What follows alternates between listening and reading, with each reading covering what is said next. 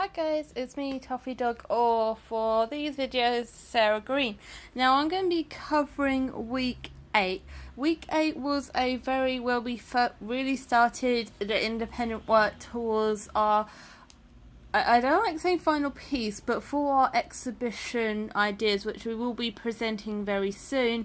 We were asked to basically, this week was just mark making and all practical. We couldn't have our sketchbook out. I was about to say bringing, but I was like, no, I always bring it in.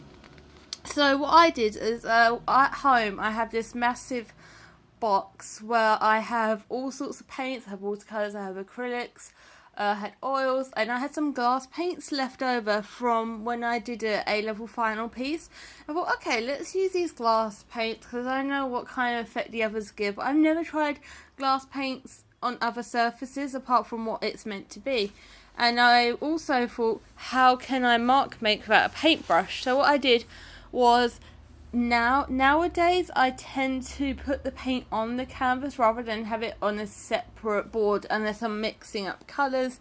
It's much easier. So what I did was I took yellow, then purple and blue, and I found this plastic fork. And I thought, this is going to be really cool to make like scratches.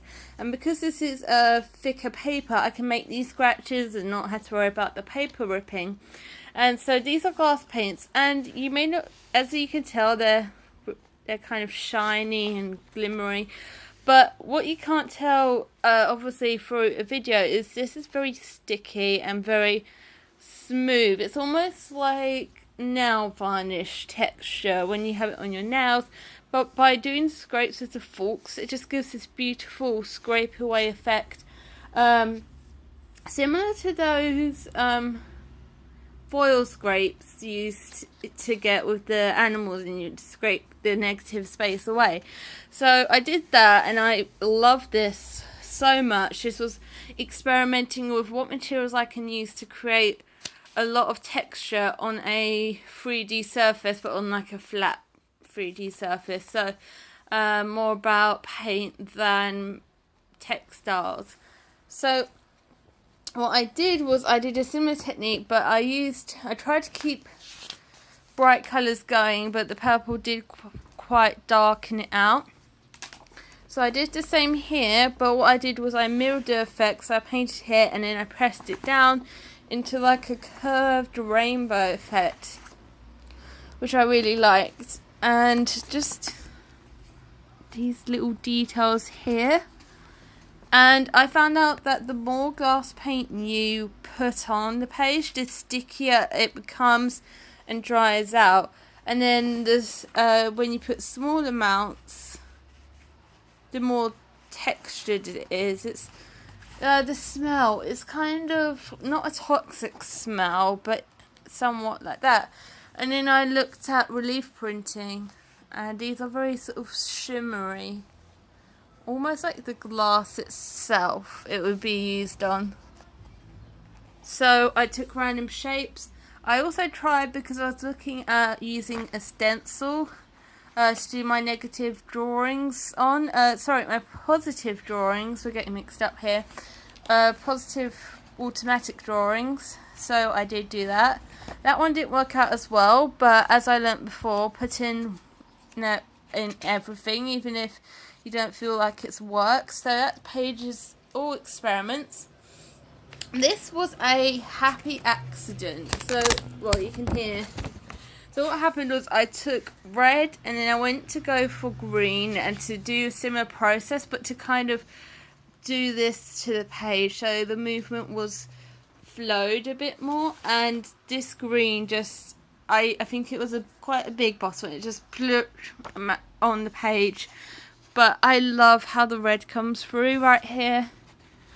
And these, this in particular, and kind of the same case as these. This is more based on me finding out the texture of the materials rather than the bright colours, because obviously I do have some bright coloured glass paints which I will start using, but I wanted to just see how they reacted to surfaces. So we did a planning stage, and this was my reflection. So to experiment with different mark making, looking at potentially using neon colours, which I wasn't going to do initially because I was worried it was going to be too bright, but turns out that is me planning how I'm going to stage my exhibition. I wasn't entirely sure. I'm pretty sure now I'm going to be doing 10 boxes, about 10 boxes, but I didn't know whether to include paper chains because I quite like the idea of paper chains hanging like a curtain. Now this page was all based off nail varnish. Again, I had some cheap nail varnish on me. I've used nail varnish before with mark making in my own personal projects. So I took a piece of wallpaper paper, which I love the texture on this. I mean, I wish everyone could feel all these right now. It's so good to feel. And what's nice about the nail varnish is it doesn't have a strong smell like the glass paints. And naturally, the nail varnishes I had were quite bright coloured anyway. But they've really got this glossy, slippery effect. And what's lovely is the colour stays as it dries. It doesn't get duller. It doesn't get less opaque. It stays that way. And then I looked at the gold paper, and that seemed to move the nail varnish around a bit more. I think because the surface is smoother, it's going to automatically transfer. Now, this plastic wrap, I took this off my nail varnish packaging, and I thought, why not, based on the inspiration from the Natural History Museum with the Morph mirrors, how about nail varnish on this piece of plastic? So it was kind of worked, kind of didn't. So I thought, okay, I've experimented with other materials. Let's experiment with how to put them on. I've already used a plastic fork, so I went, let's use a ruler for a response to the song. These weren't responses to the songs, these were more what materials can I use for that final automatic response. And this here was a piece where I again put the paint on the paper. I didn't think about it too much, but then I used a ruler to move it about, and next time I do it I will use a thicker sheet of paper because as you can see it's ripped here and creased here. It pretty much I was a bit limited because after that happened I had to be a bit more careful with how I marked it with the ruler, which I wish I wouldn't have to be. What I did next was I decided to do some thumbnails because I really wanted to see how minimalistic I can make these bright colours. So these ones here are nail varnish. Those two were put together, and that was a copy print, so folded in half. And then the rest of these were actually responses to this same painting, but whilst it was still wet. And I decided to see what different colours came out of it. I also did a combination of double-sided tape and nail varnish, and I picked my favourite ones out of them all. And where is it?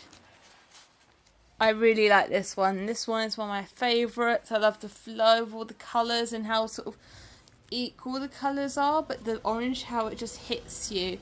Now, I went back to using stencils, and I found these gorgeous floral meshes around the department.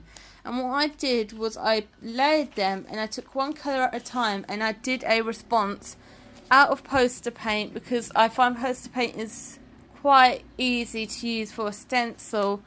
You can see some details. It's more layered here. Focus.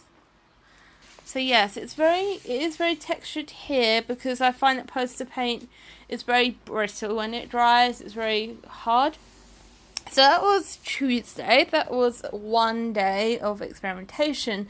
Wednesday was really about getting an idea of how we're going to be showing our exhibitions and how that is all going to work out. And we all were challenged to build a letter each. Our letter was the letter P. We mainly did it. We didn't include a triangle stand so it could stand on its own upright like a P, but we then looked at all the risks that could happen, especially with my one because it's going to be on the floor, non-supportive. I have to think about how I'm placing it. to make sure health and safety is there. And also I want to make the box lightweight, one, for people to interact, but two, so if someone is to drop it, they're not going to get hurt by dropping it. We then looked at all the other shapes, which was lovely. Some of the people's nets were really good. The ones I liked were the more complex ones, but we can't really do these since we have limited resources. But definitely in the future, I would love to see these. But we've also got to think about keeping it simple, so our main focus is the artwork. Now, Thursday again was more our own time and how we did things. So I decided to do more research into the actual positivity in the brain, because I've been looking at the practical response from positivity in the brain. I wanted to work out how this worked. So basically, what I discovered was there was this guy called Fredrickson. He did this survey and he took groups of people and he showed them positive images, then he showed others sad images, scary images, and he gave them a piece of paper after and said, I would like to. And the people who had looked at the positive images had proven to write more, because by thinking positively, because they had looked at those positive images, they were able to open their minds more, so they would come up with more ideas, and he said that in his conclusion that positivity in the mind, it enhances your skills. So say if I was to look at positive imagery and then start drawing, my drawing skill would be higher because my positive thinking is giving me a more open mind to try new things, which could also get me higher up on my skill level. So that means that those skills that you learn when you're a positive thinker that are stronger than those who are thinking negatively are going to get better. So in the conclusion, you're going to do better in a certain area. It was very, very, very, very interesting. So that's when I really definitely wanted to do the boxes. I was considering putting my own soft toys I had created in there, because obviously children's toys, they said that play is a great example of this theory, because kids are learning all sorts of skills while they're having fun, and they learn these skills quicker because they're having fun and they're thinking positivity. So I was thinking of creating my own plush toys, soft toys, but then I thought, put that together with the light and sound I might include, it's going to be too much for me to be able to do and too much on my plate.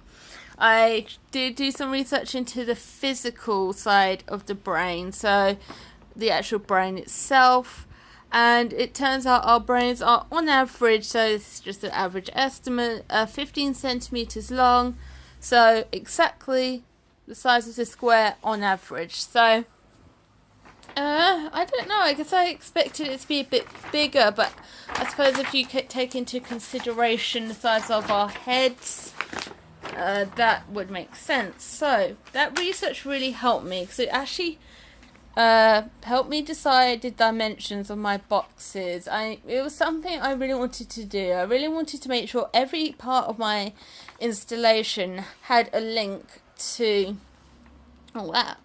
So the next one was I continued with automatic drawing, but I thought, how can I put my style in? So what I did was I did this automatic drawing here along to the song. This is poster paints once again, but this is a ruler this time once again, and I learnt my lesson from last time. I used thicker paper, problem solving right there. So I took that, put it in Photoshop, and went over the coloured lines and what shapes I could see. You can view this from any angle, but this is my favourite angle. So I've got some flying creatures there on the back, this crying plant it looks like. So that was my idea. I then wanted to look into an artist. I hadn't looked at an artist in a bit, and I wanted to get some inspiration. And I honestly, once I found him, he is brilliant. Alex Pardee, and the name of his series of works, which include these three, is Land of Confusion. and he talks about being inspired by old cartoons. And my favourite quote: artists somehow find a way to make a living by creating entire universes that didn't exist before they made them. I mean, I love doing that anyway, and I find that just as fascinating. So I was inspired by his bright colour schemes he uses in his work, and how the context, so you've got a skeleton horse here, oh, it should be scary, but if you put it in bright colours, it does the opposite of what that creature or that element is supposed to do, and really how much of an effect bright colours have on your mind when you look at an image. Same with that one. I mean, that's a shark scorpion, that is scary, but he's added bright neon colours, blues, pinks, yellows, and a bit of black for shading, but it's mainly dominated. And he has, this is My Little Pony, SpongeBob, so he has based it off pop culture references, as it was something I won't be doing in my work, but it's definitely inspired. So I was inspired by him, so what I did was I sponged paints and I pressed them together to create a lovely thing. I did the same thing as I did before, creating all these different creatures. There's like a continuous line, and it was so good. I did some analysis here, but there's this quote from his official website.